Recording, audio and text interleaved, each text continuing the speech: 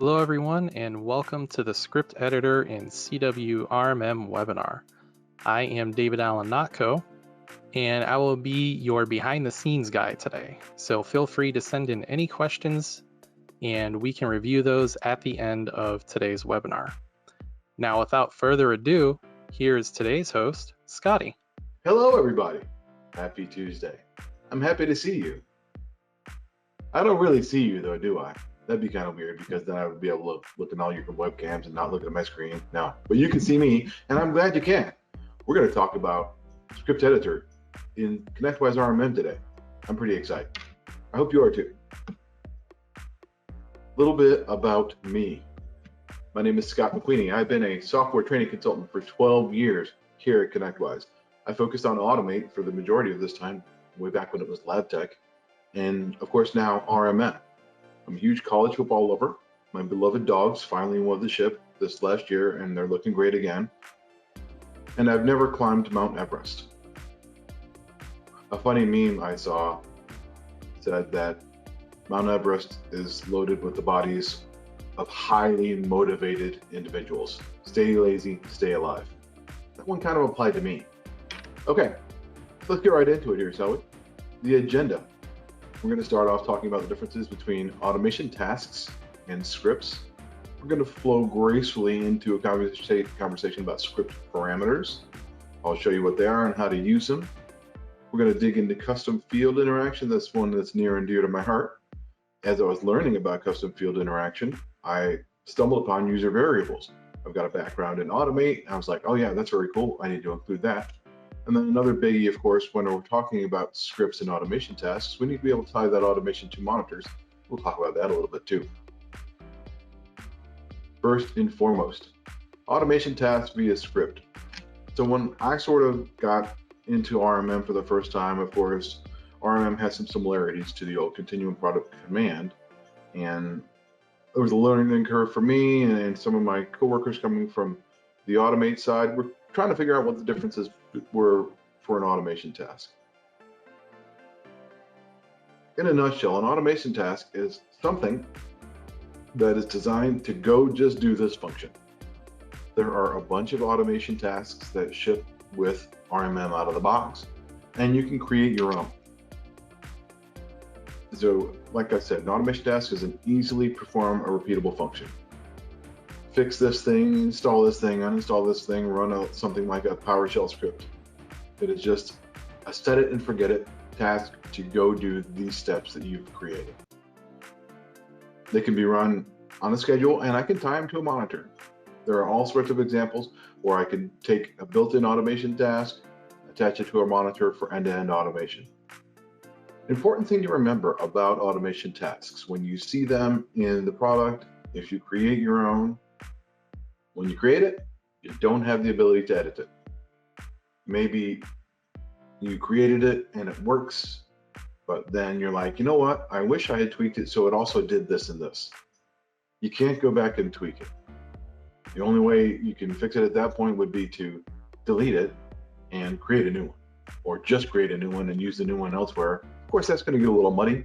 If you've got two that are very similar, you know, you might have automation tasks so-and-so and then automation tasks so-and-so v2 or underscore use this one. You know, that's kind of messy. So one thing I don't love about the automation tasks is that they cannot be edited after creation. Now, if I create my script with a script editor, I solve for the same thing. I can easily perform a repeatable function. I can run it via schedule or tied to a monitor, but even better, it can be edited post-creation. So that's a living thing that I can interact with, test, modify, and improve. So when you're looking in the products, and I'm looking at automation tasks, go to automation and then tasks, and I've got a drop down there, and I can create something like a batch script, PowerShell. Those are available. Those are things going to show up for me in my list of automation tasks, but those are the ones that will not be editable post-creation. So if there's one that I want to be able to continue to work with, I'll just go to automation and tasks, add, I'm going to choose script editor. When I choose script editor, I've got a lot of functions.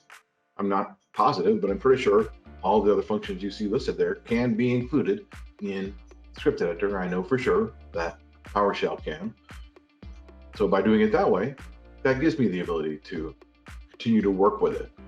A lot of times the script development process takes time, right? I kind of know what I want to do, but I'm not sure exactly of the flow. Sometimes I'll outline it. Sometimes I'll just type up some notes and say, all right, these are the things I need to happen. Let me just go try to create them.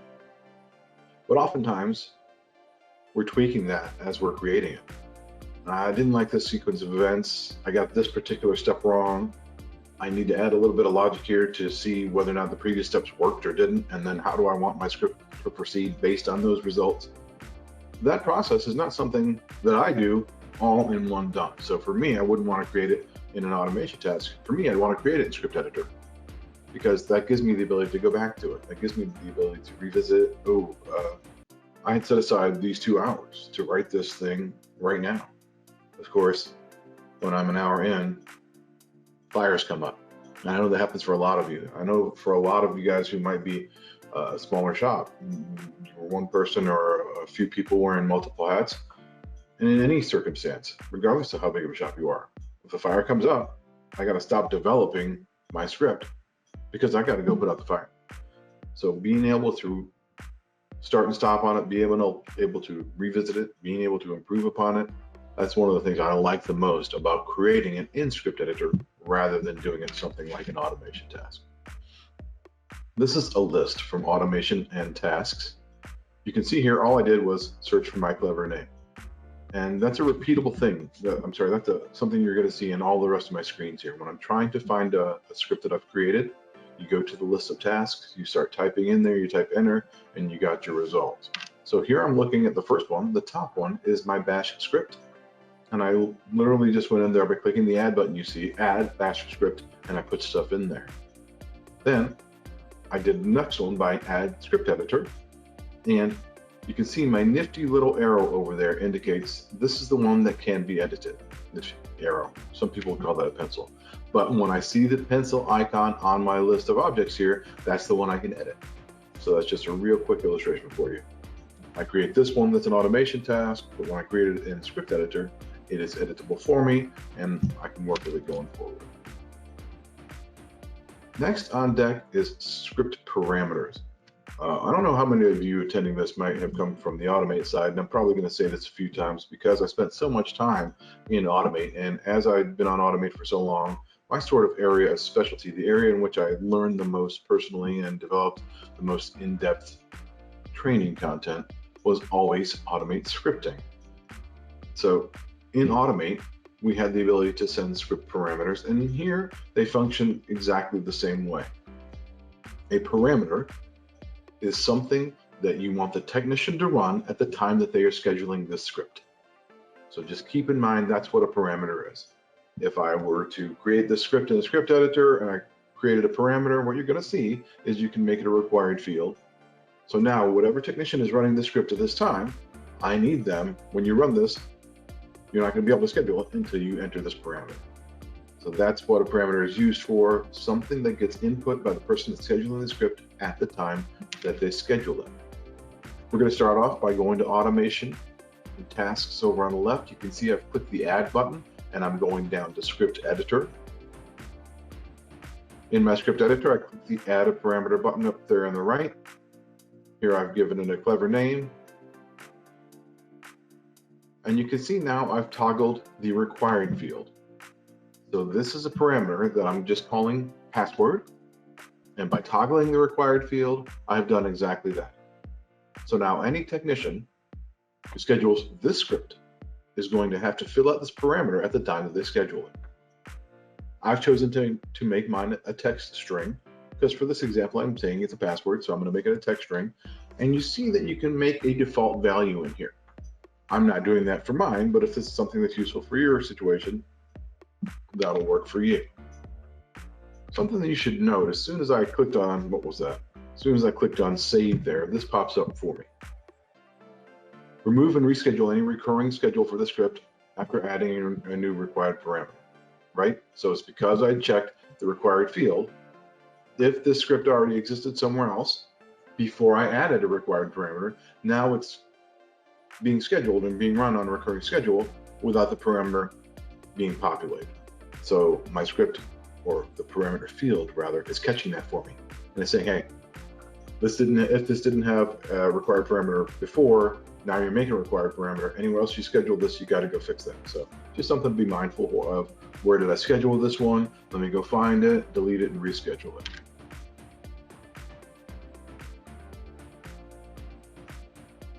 Okay, what I'm doing now is I'm going to say, let's add some logic to my script, add some functions. So I've created a parameter, I created a script, added a parameter, cleverly named password, made it a required field. So you can see we're over here on add parameter, and now we're on, my pointer's on the other screen. Let's move the pointer over here. Okay, there we go. We started off on add parameter. We added that parameter here. Now I clicked over on the script editor tab. I'm going to add that row. In this case, I just started, first of all, I chose with function, right? In that function dropdown, another option is script. So I might have my script want to call a script. Well, that's not what I'm trying to do. I'm trying to build a script from scratch. So I left it selected on function. And just like you saw in my list of tasks, when I had created an automation task and then a script and I wanted to find it, I started typing in the box and it started returning all my results. That's exactly what we're doing here in this search field. I want a function. Well, what function? Oh, I don't want to scroll through the whole list. So I just started typing in power and I got my PowerShell result. Real quick and easy way to find the function I'm looking for. I'm adding that function. It pops up here. Here is just a PowerShell script that I copied from a Google search. And I'm just trying to find some PowerShell script that requires authentication. Because my parameter I created was password, I'm like, all right, I want to find a PowerShell script that I can use an example to pass this parameter into my PowerShell script. So I literally copy pasted it right in here into my PowerShell field. And that's where you can see the parameter that I'm incorporating. To insert your parameter into any script function, you're just going to surround the name of the parameter with @signs. I named my parameter password, so I included it in here with @password@. So in this PowerShell script that I copied, what was in the double quotes there, I don't know if it's hard to see for you, but what was in the double quotes there before was whatever else was in there. I don't actually remember, but that's where I saw that we were passing the password for credentials. So all I did was put @password@ in my PowerShell script, and I'm able to quickly and easily incorporate whatever password the technician who scheduled the script put in the parameter field. I take that by using @parameter name and inserting it into my function. It's just passing that value straight to that PowerShell script. All right, so here is what my script looks like so far. First thing I did was that PowerShell script. Next was script log. Now you can see it, if you see down here at the bottom, click add row. That's how I got each one of these rows in here. This is one that I had simply just put in a script log. So after it's in there, once again, we've got my nifty little pencil allowing me to edit that particular function. All I did for my script log was say PowerShell output equals %output%. Now this one's a really powerful one, and it's one that I wanted to make sure you're aware of. We're going to go back to it later on as well. On any script function, the output for that script function can be captured by using the variable here of %output%. It's always going to capture the output of the previous step. Whatever is the last step right above it, whatever output was put out by that function, I can capture that through %output%, use this variable in however I want to. In this case, mine's a simple example of a script log message. This is something I've always advocated for in years of trying to walk people through creating automate scripts. I'm making a script. I ran the script.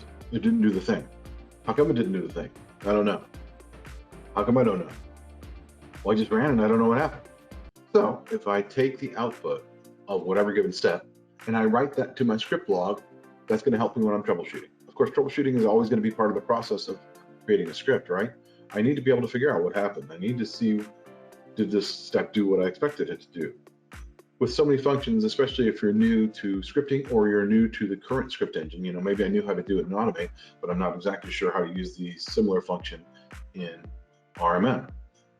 Well, part of that process is to learn how that function works and learn how it behaves. And the way I learned that is to run it and see what it did. So I'm going to take the output and I'm going to capture it to my script log. So by using %output%, I capture it there. And I have another script log entry here. What I'm doing for this one is just capturing what the password was. I'm capturing it the same way I did in my PowerShell function. I'm referencing that parameter with @parameter name @ my parameter name is password. This is going to allow me to see in the script, what did the technician enter in there? Maybe the reason the thing didn't work is because the technician entered the wrong password. That's going to be an important and very helpful part of troubleshooting it for me, right? No, this isn't the password, it's the other one. Oh yeah, my bad. But I can capture that, and then it's going to be in the script log and I'll know. So there's a couple useful things that you can do with the parameter and a couple different variables to reference those and see what was going on when you're troubleshooting it later. I'm gonna go ahead and run this bad boy, right? Here is my script. You can see I gave it the name of Scotty's super cool parameter example. So I type that, it comes in my result. This bad boy is gonna allow me to schedule the script. The script requires password. You can see here I'm using the same password I used for my luggage. I'm choosing run now. And down here I've just selected a resource. On whom do I want this script to run? So this is literally all stuff I was doing as I was testing this out and trying to figure out exactly how this worked. Put in my functions, test them, see what I get. Now select the resource I want it to go run on. How did it go? I started off earlier here. We've been going to automation and tasks and doing my searching. Well, now I'm going down to scheduled tasks. Here is the one I was running. You can see it's currently running. That allows me to get a look at it. I can see when it was run and by whom. Next, I'm going to go to the device screen. In this case, I'm going to devices, computers, and I'm just selecting the machine on which I had run it and going to the automation tab. Here I have where it ran, and there it has success. So when I click on that row in my list, the script log shows me what happened. In this case, my PowerShell output, well, I really don't know what that PowerShell was supposed to output because I didn't write that PowerShell, but it tells me that the parameter that was put in at the time the script was scheduled is exactly the one I put in there.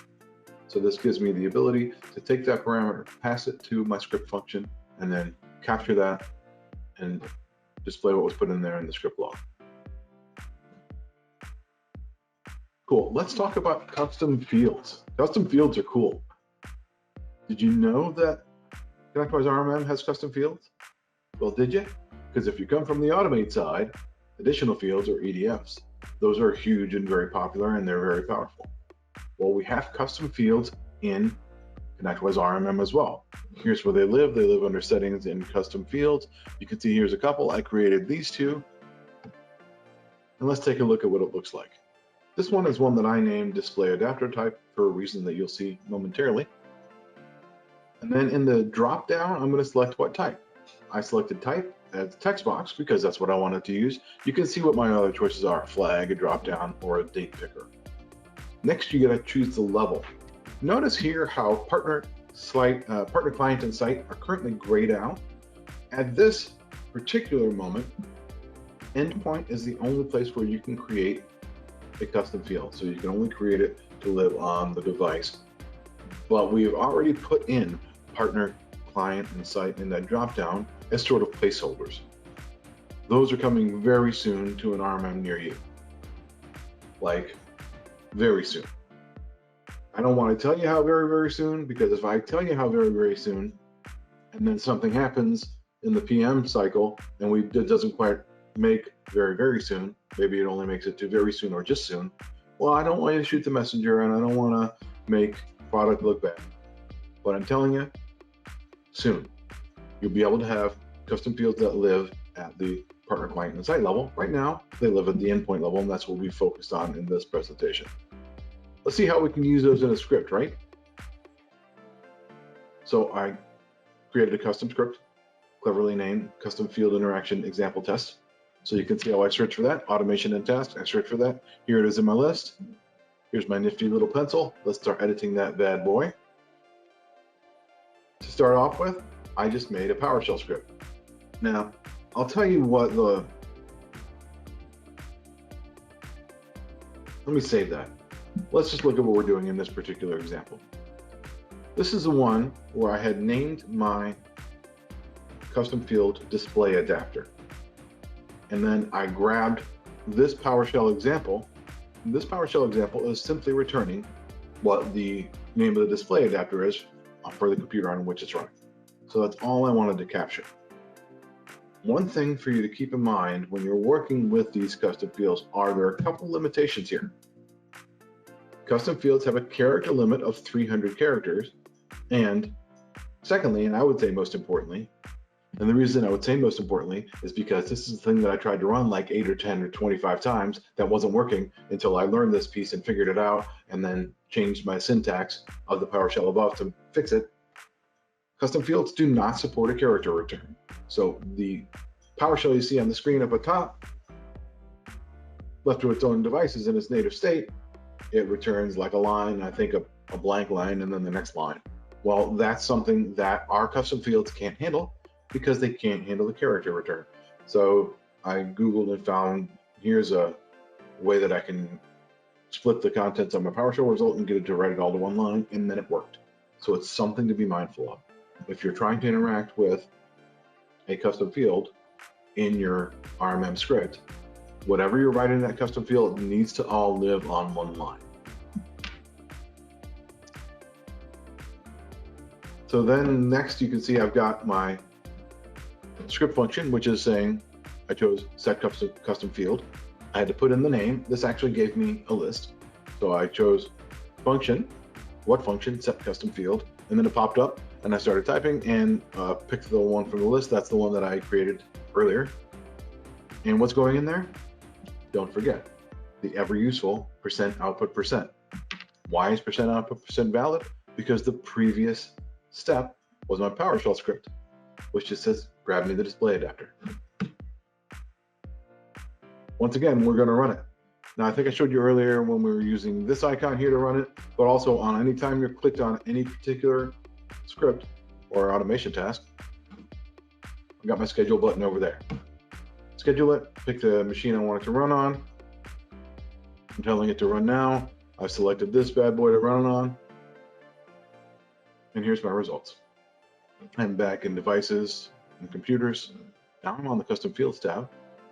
And that is literally the result that it populated when I ran that PowerShell script against that computer. So let me retrieve this piece of information from the device and let me save it to the custom field on the device screen. Next, anytime I've got a technician working on this device, they want to check this piece of information. If I've created the custom field and then I've created a script that writes to it, that's right there at their fingertips, quick and easy. I can go see what was put in there.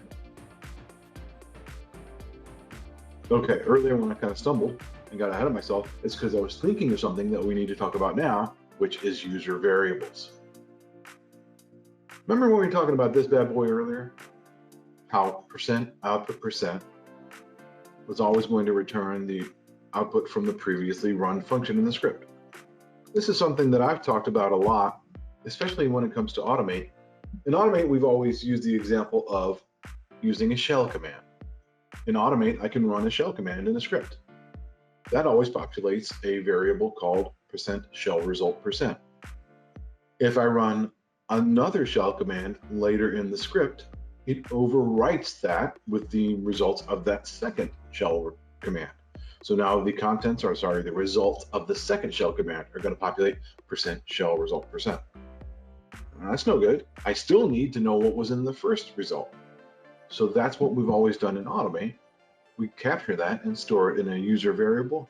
This exact same thing applies here in RMM scripts.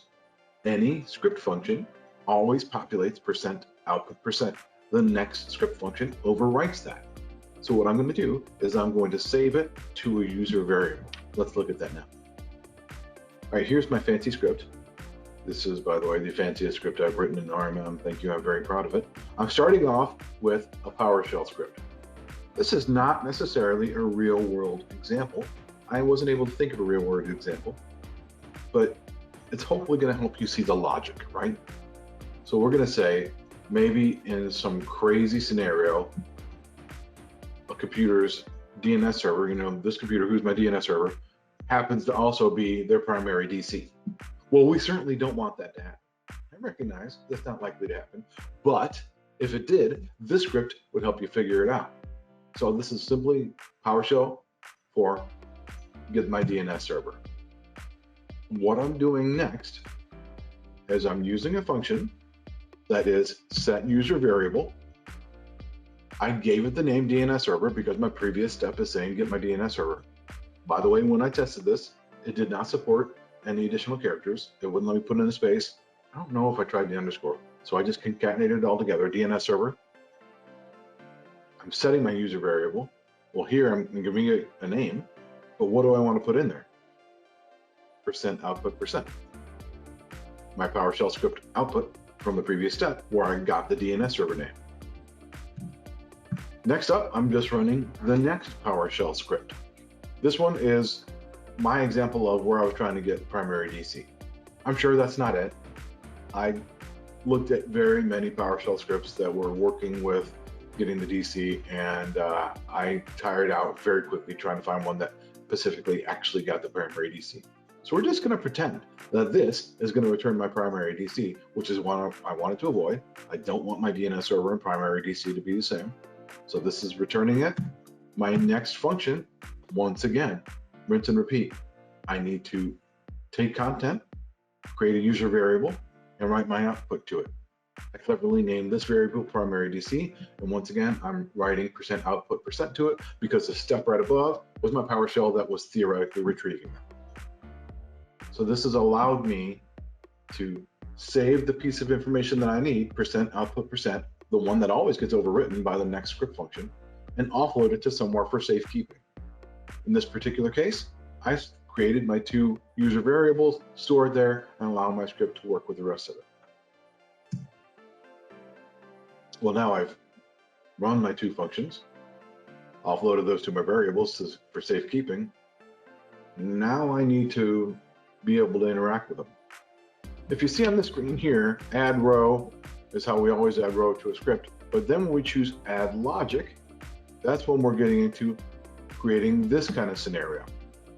My if else or if else end if.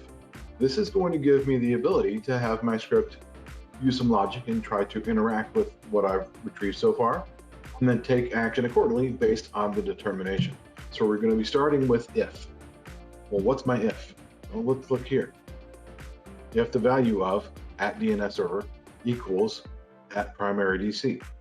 Well, you remember those, right? Those are the two user variables that we just populated. I ran DNS server, took output, wrote it to, or sorry, I ran PowerShell, took the output, wrote it to at DNS server.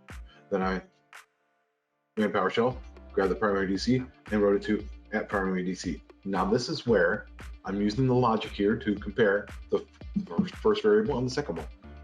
Do they equal each other? If they equal each other, then I need to do what's in my custom field. What I did for this example was I just wanted to take the value that I got from my DNS server, which clearly should not be the same thing as my primary DC, and write it to a custom field. I was having a conversation with Notco, our co-host on this one, as he and I went over this yesterday. In hindsight, I might do something differently. I might generate something to this custom field that says, this configuration is borked, this machine has the same DNS server as primary DC, I need you to take action on it. But when I was making this, all I did was I wanted to write the IP address out there just so I would get something. Well, it's not even the IP address, it might be actually, but the result of my PowerShell, just so I would get something in the custom field. My point was to get something in the custom field. In hindsight, I think I would have changed it to say, just a note, the DNS server equals primary DC, you need to take action on it. So that was if they equal each other, then write something to the custom field. Oops, I went a little fast there. Else, then I'm just writing to the script log. Nothing to see here. The DNS server and the primary DC are not the same. So this is my way of trying to pass the data from the different outputs, pass it to a variable, use logic to compare, take action if it is bad, meaning they're the same. If not, at least I've documented we're good. So that's how I can work with user variables. They're a fantastic way to preserve a piece of data, and then I can even use logic around them like this in my script to take action and determine something's bad or everything's okay. Last but not least here is tying automation to monitors. Of course, coming from the automate side, we did this a lot with auto-fix actions. It's an RMM, so I need to be able to monitor for it, but I also need to be able to fix it. That's what you need the product to do. You need the product to do stuff so your technicians don't have to, right? This is what I created as a monitor. I just created a custom monitor here, and I'm saying in the conditions here in the upper right, I want to look for the application status of Adobe Acrobat be not installed. I've got a client that I know needs Adobe Acrobat, so I want to make sure it's installed there. I want to monitor for when it is not installed. Then I just click on Add Automation there. From the drop-down, I'm going to click on View All Tasks, and here is a script that I have on here to install Adobe Acrobat Reader DC. Quick and easy. I think I actually created that automation task myself, then it showed up in the list. So then within my monitor, I was able to simply click on Add Automation, View Task. There's the one I was looking for, add that one. And you can see what this monitor is also going to do. We're automatically going to resolve when this application shows a status of installed. Which application? The same one I'm monitoring for. All I did now is select a resource on which to run this monitor, and I have an end-to-end solution. Monitor for the thing, tie automation to it, automatically resolve the ticket when we find that it's fixed. I can do this with an automation task. You remember at the very beginning, I said automation tasks, I can't edit them, but I can use them for automation like this tied to a monitor. And I can use them for, I can tie automation to a script that I create in the script editor in the same exact way. It'll show up on my list, apply the automation. That's the end-to-end solution there. Let me find it and fix it for you. All right, some key takeaways here are that the script editor has some advantages over automation tasks. Really the biggest one being the ability to edit it after the fact. Also, you can add a little more complex logic in the script editor than by creating an automation task, I think. To be honest, I haven't tried to go step by step and do this entire script in the script editor and an automation task, so it might be completely equivalent. I'm not sure. I think the script editor has more functionality behind it. Parameters give me the on-demand flexibility. I need my technician to run the script, but the script isn't something that's always going to do one thing. By incorporating a parameter, you're making the script scalable. I had an example there of password. So I want this script to do a thing and it needs this password. Well, the password could be different. Well, I certainly hope it's different from each site to site. So I can simply make one script, change the password every time I run it, and then that's one script that I can use multiple places. Lots of flexibility by incorporating a parameter into your script. Custom fields, well, they're just nifty, right? I can create a custom field in there. It's going to be something I can interact with in my script. I showed the example of, let me take this piece of data and write it to my custom field. And that gives me the ability to have my technician pop into the device screen, go to the custom field tab. Oh, yeah, there's the thing I was looking for. That's cool. I've got that piece of information right at my fingertips just because my script ran and did a thing. User variables to the rescue. User variables are going to be your friend anytime you've got a script that's going through a bunch of steps and you need to figure out what's happening. Cool. I did a thing, write it to a variable. I did another thing, write it to a variable. What was the thing that I got on the fourth thing when I wrote it to the variable? I don't know. Let me go check in my script later on. Oh yeah, there's where we wrote to the fourth thing. I'll incorporate that variable name, and I'm able to take action on it. User variables are really powerful. Allows you to build a lot of logic and flexibility into your script. Capture that thing that was run on a previous step, so you can work with that piece of information afterwards. And something that I know should be near and dear to your hearts: monitors plus automation equals profit. That's like true. Let me monitor for this thing. Let me find a way to fix it, like my Adobe Acrobat Reader example. And then I don't have to have a technician involved ever. One example I've always used is, let's say you've got a lot of offices that are your clients that are dental offices, right? And they all use the same dental software, and you provided service to this local dental office, and they told two friends, and they told two friends, and now you've got 25 dental offices, and they all need this one particular dental software, and they all run reports, and they all need to view the reports on Adobe Acrobat. Well, they all need to view PDFs. So you've chosen this solution, quick and easy. I'm going to run this monitor on any one of my new clients. I need you to have this. If it ain't there, install it. Doesn't require a technician to be involved at all. Fantastic way. Anytime I find a problem, anytime I work a ticket, I would be thinking, can I monitor for this? Let's try to monitor for this. If I can monitor for this, what do I do to fix it? Can I take the things I did to fix it and put them in the script? Let's try to do that. I mean, ideally, I wouldn't want to fix any problem more than once. That's an extreme example, but if I'm talking about my dental office software and they all use the same outdated software, and so my technicians are doing the same 25 tickets every week because this software is buggy and it hasn't been updated forever, well, that's not a good use of my technician's time. That's not a good use of my money to pay them to just do the same thing over and over again. What is happening? Can I monitor for it? How do I fix it? Can I script it? Let's try. And every time I do that now, monitor plus automation, something my technician doesn't have to do. Just because they can fix it easily, I don't want them to fix it easily. I want them to be able to do stuff that's hard. Let my automation handle all the stuff that it can handle. All right, that is my spiel. Thank you for listening. What kind of questions do you guys got for me? We've got a few questions, Scotty. All right. The first one is pertaining to when you were talking about parameters, and it was asked is there an escape character in case I wish to use a @text@ without reading it as a parameter? So the thing I want to pass needs the @ signs. How could I pass that without it reading? I do not know that. Natco, can you make a note, or I'll see it. Let me try to make a note for that. I'll see if I can find the answer to that. Give me a second.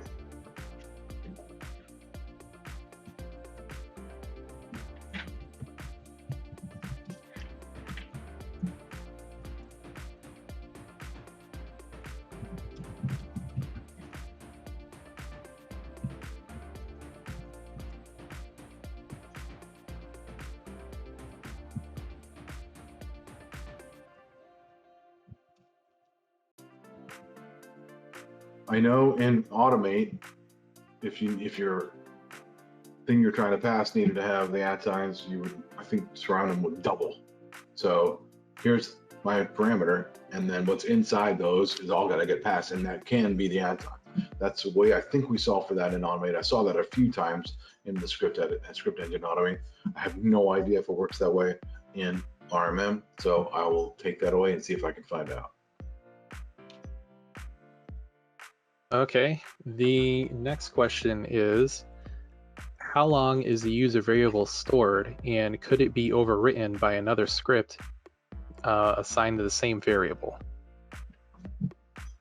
I apologize if I'm annoying in this way when I keep saying, well, as it pertains to Automate, because literally, like I said, I did so much scripting in Automate, and that's where my mindset goes, and that's really what I was applying to learn RMM script editor as much as I have thus far. And the answer is it's exactly the same as Automate. In Automate, all of the variables, be they system or internal or user variables, all of them in Automate They exist only for the session of the script. They cannot be accessed after the session has ended. And what a session is the script is running on this device. So in my example, in my resources here in RMM, if I selected an entire site and that site contains 5 machines, it's going to go run the script on this machine.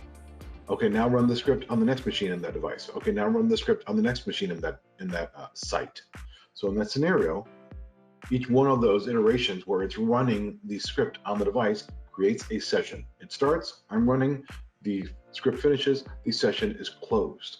In that scenario, the variables, the user variables, are all wiped out during that session. Well, that's exactly how it applies in RMM. The variables only exist for the session of the script. After the script has run on that device and completed, whatever was populated in the user variables has been wiped out, and it only gets populated again the next time a script starts running on another device. So if I need to capture what was in that user variable, I'm going to have to do something like output it to a custom field or output it to the script log. But there's no concern about it overwriting when another script runs, because as soon as the script finishes, the user variable is no longer populated and wiped out, and it doesn't get called again until the next script calls the user variable. All right, and that kind of pertained to the follow-up question on that too. If the variable can be used in multiple scripts, but you said it couldn't because it's just for that session of the script when it's running. So could the script engine fire more than one script at a time, like multi-threaded scripts? Which by the sound of it, it would only work for each individual endpoint at that point. It wouldn't be sharing that same variable across those scripts, if I'm reading that correctly. Correct. It wouldn't be sharing them across that scripts. The variable only gets populated within its own script. And if I'm running it on multi-thread, I'm running it multiple devices at the time, I'm running it like that. This script, even though it's using the same user variable, is not going to have any idea what that one's doing. It's only populated when its own contained session. Okay, next one is how can we see the code behind the existing automations without seeing that code editable or not? It makes using these pre-built automations a challenge. You can't, and I agree. That's a big reason why I like creating my own with the script editor. There is not a way to see the logic in those built-in automation tasks. All right, the next one is, can you expand on what PowerShell tools you use to keep character returns from causing an issue? I can't. So honestly, if we go back to my example here, it wasn't until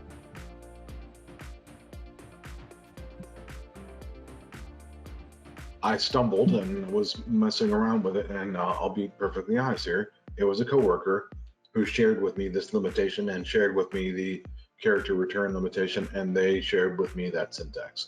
So honestly, WMIC in the first parentheses, right? WMIC path, blah, blah, blah, video controller get name. That's a PowerShell command. So then we got dot split and then parentheses, you know, so that's what made it work here. Seeing the number 2 leads me to believe, I guess, that WMIC path video controller outputs 2 lines, and so we're splitting it down, you know, from 2 lines into 1. I'm just kind of guessing there. You know, maybe a split divide symbol 2. So maybe if I get 8 lines, it would be split divide 8. Maybe somebody who's better at PowerShell than I am could Google that and comment on that. I've never done this, and this is exactly what I was given to make it work. I'm just trying to break it down. That's what it looks like to me, but sorry, I'm not a PowerShell guru. I think if you watch this presentation, you can tell I'm not a PowerShell. Okay, next one is longtime automate user. Love being able to debug a script while editing a script. Will script debugging be coming to CW RMM script editor? I very much would love to know the answer to that as well. Thank you for asking. I will find out. That is my favorite thing about automate scripting. That's what took me from being something less than a scripting noob to being able to competently write a somewhat halfway advanced script in automate is using the debugger. So here, not having a debugger, I did it the old way, right? I'm putting in my PowerShell before I had the split in there. It's not working. I'm reaching out. How come it's not working? I learned this piece of information, but I was also able to capture the output and write it to the script log. So for me, debugging in RMM was output script log, and until I get through it in an iterative way. But yeah, having the debugger in there would be great. I do not know if it's on the roadmap, so I'm going to ask.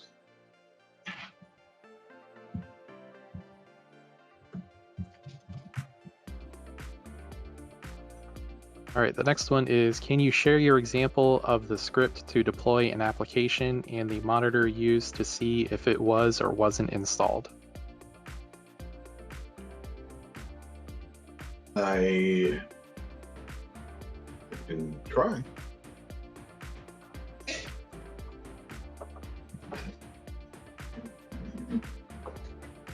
Let's start by looking for the monitor.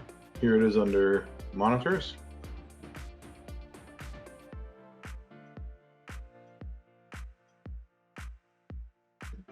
So this is the monitor I created that you saw screenshots of.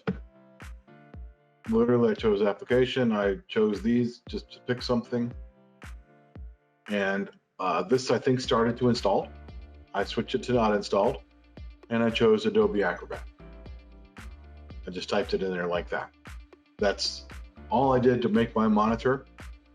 So this out of the box comes to installed, and the status for the ticket resolution is not installed. So I actually need to change this one, because the way I can create the ticket in RMM is by tying it to my monitor. So now I'm saying I want to monitor where the application is not installed, and it's that application. Once the application is installed, I want to close the ticket. So let's see if I can add automation. But before I add the automation, let me go look for it and see if I can show you what it looked like, because I did just create it in here to be able to tie it to this monitor. So let's go here and here and here and here. And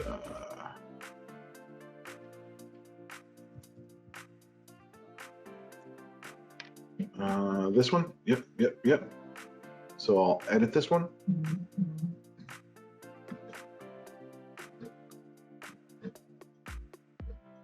It literally was function and Adobe Acrobat Reader DC. So all I did was, in my function, I chose action was to install. Let's see if it'll let me remove it and add it back. How about that? Oh, well, there it was. So my choices there were install and install. So all I'm really doing is calling a built-in automation task, which installs Adobe Acrobat Reader. In my dropdown, I don't have versions, but if I had multiple tasks in here, then it would be in there. So my entire script is just calling the automation task in there. If I didn't want to do it that way, I could build it out to have functions to go download the thing and install the thing. Mine already had the built-in automation task, so I didn't reinvent the wheel. But just like automate scripting, the steps, of course, would be download it, see if I can verify that it downloaded successful, run the command to install it, see if it installed successfully, and then back on my monitor, add automation. It is populated in my list here because I had already done this before, but if I click on view all tasks, then you get the list that I had earlier. And I just scroll down to here, select it. So now my automation is tied to the monitor. If I save that, it's running on that site, and it's going to proceed that way.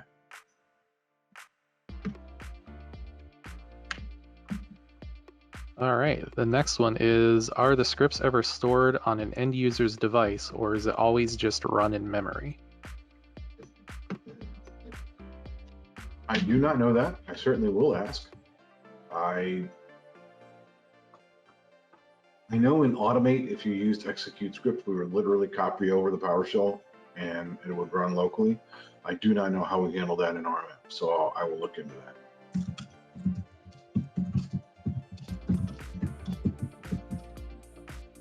Okay.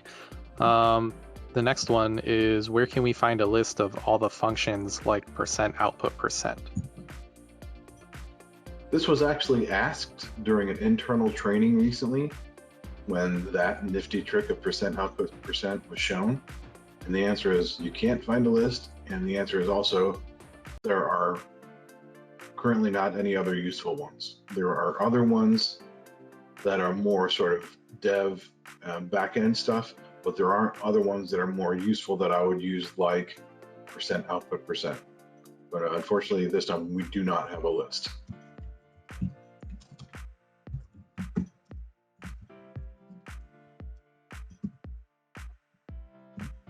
Okay.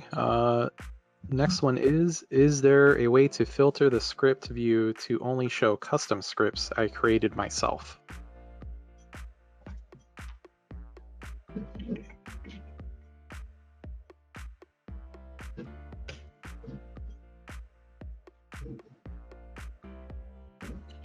I don't believe so. This is where they all live. Oh, here I can see where they're created by. That custom is just going to be category. I still don't know that that is guaranteed to be it. Let's try that. Well, so that kind of works. That's custom, right? But what that really means is I chose custom in here. So if I made it and I chose application, well, then that's not a valid filter. So the answer is I don't know. You can see I've got created by. These are us on our team. So I suppose if I filter on all those, I'm filtering out the ones that ship out of the box. I'm just not positive that that's the correct answer. But I assume that's going to be one way to weed out the ones that ship out of the box. Yeah, I would kind of agree with that if they're looking for the ones they created themselves, then probably going to created by and then checking their own name on there would probably be the best way, just to see the ones they created at that point, because then it won't matter what the name is or what the category is or even the task type at that point. You see the other ones here show up as created by IT support. So right. Those ones, and that wasn't in the list, so I guess that's our process of elimination. Yeah, do the filter on created by.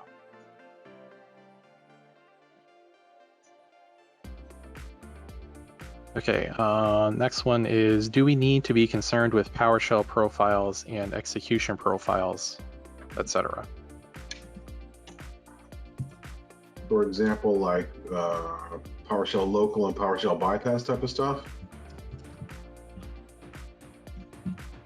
Yes. I do not know. I know in Automate I had the ability to do PowerShell bypass. I'm not sure how that works in RMM. I will find out.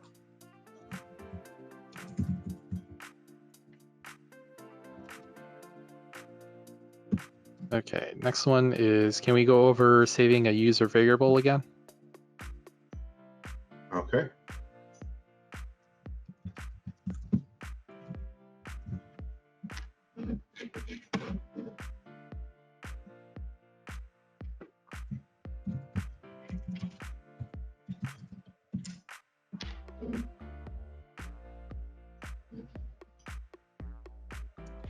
In my example for saving a user variable, I started off with my PowerShell script.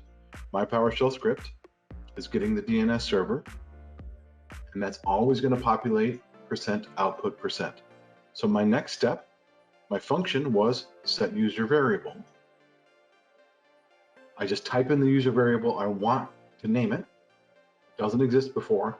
It's getting created when I type the name in there. And what's going in there? %output%. It is whatever was the output of the script function right above it. My next step is another PowerShell. This PowerShell is trying to retrieve the primary DC. That's where we had to go to Pretendville pretend that this actually retrieves a primary DC. And the next one after that is another set user variable. This one, again, the variable doesn't exist. I'm just creating it and giving it a name. And what's in here? %output%, which is the one that was right above it, which was my power cell to retrieve the primary DC.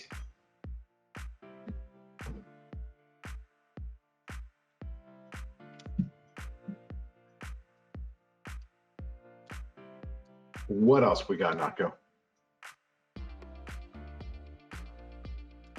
Okay, how will we get the results of all of Scotty's action items that he said he'll check on?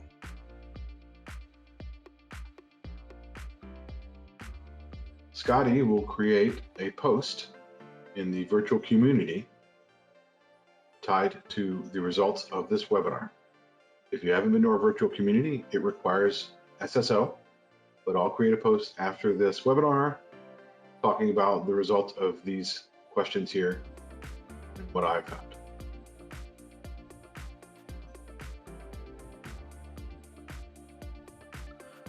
All right, and the next one, excuse me, I think we looked at this yesterday or mentioned it yesterday. Can the script logs be written to a ticket?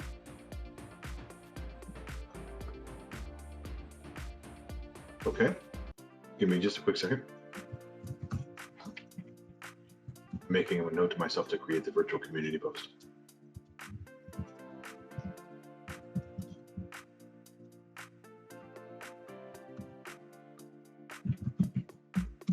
Question was, can these script logs, or anything else for that matter, be written to a ticket from a script?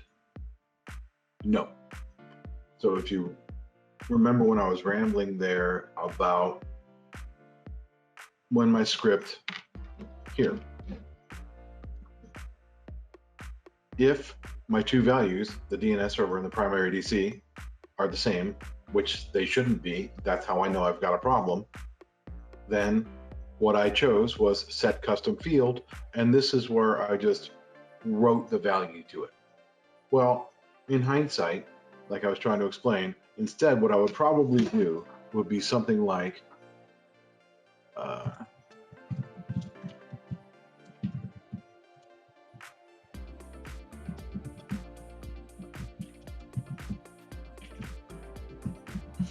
write something to my custom field.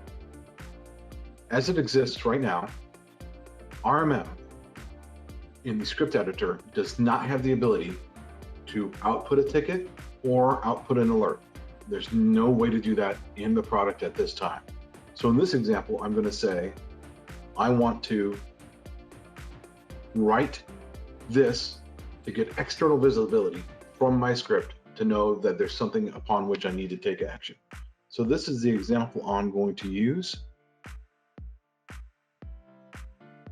Now let me see if I can go back to my monitors. I'll save this bad boy.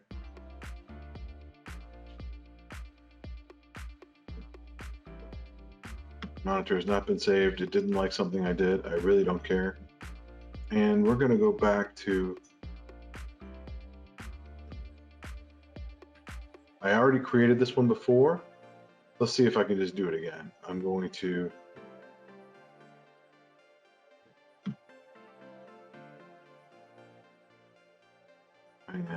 custom field monitor. And this one was, I couldn't think of a good one. I think I just chose desktop health because I just had to pick something. I'm going to choose that.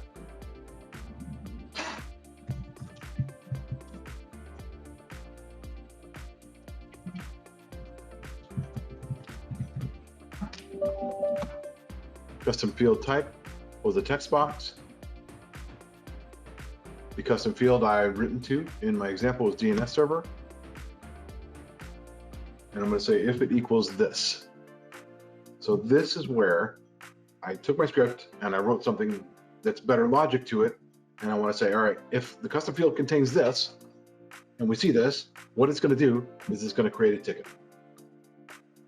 I'm not going to worry about automatic resolution, because automatic resolution means if we see this case, meaning that value not being in the custom field anymore, I want it to automatically close.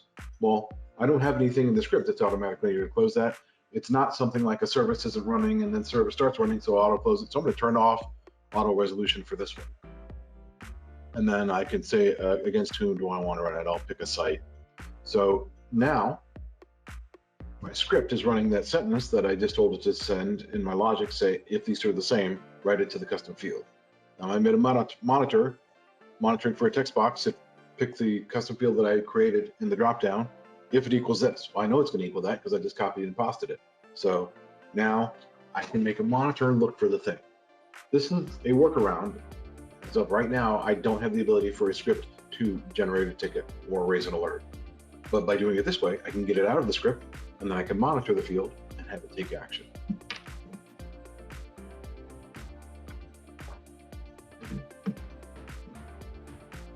Okay, one last question. If we didn't have a chance to get to your question today, I'll just mention real quick that you can email education@connectwise.com for any additional questions we didn't get to. But here is the last question for today. If I wanted to run a script against a subset of devices within a group, similar to limiting a script to only apply to a search when run against a group in Automate, how would we do that in CW RMM?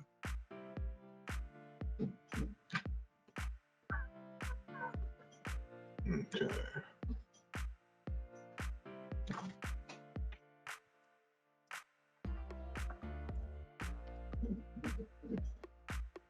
So I'm going to schedule it. Who's it going to run against? We start with sites, and then we get down to device groups.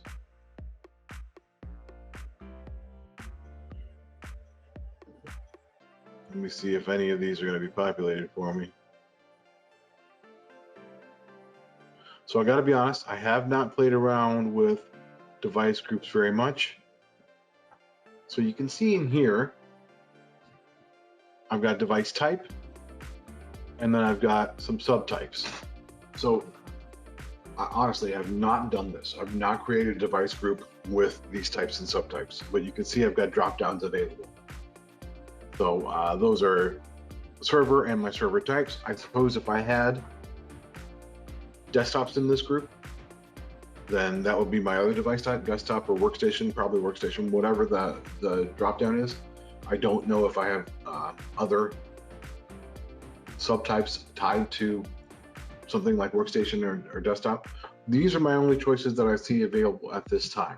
I have not gotten very in depth into device group creation. I know you can create dynamic device groups, and that's what is sort of the same thing as using advanced searches from auto joins and Automate, but I don't know if I'm going to have the ability to more limiting there based on what goes into device type or subtype. It's the only example I could find for you here. I can clearly break it down by server or workstation if I have workstations in this group, but I don't know how much more granular I can get based on what those subtypes are. Sorry, that's not a very good answer, but that's all I see that's available to me. So maybe if you play around with dynamic device group creation, you might get a little more results to find out what's available for us. All right, and with that, thank you everyone for attending today's webinar. I know there was a lot of fantastic information in this webinar.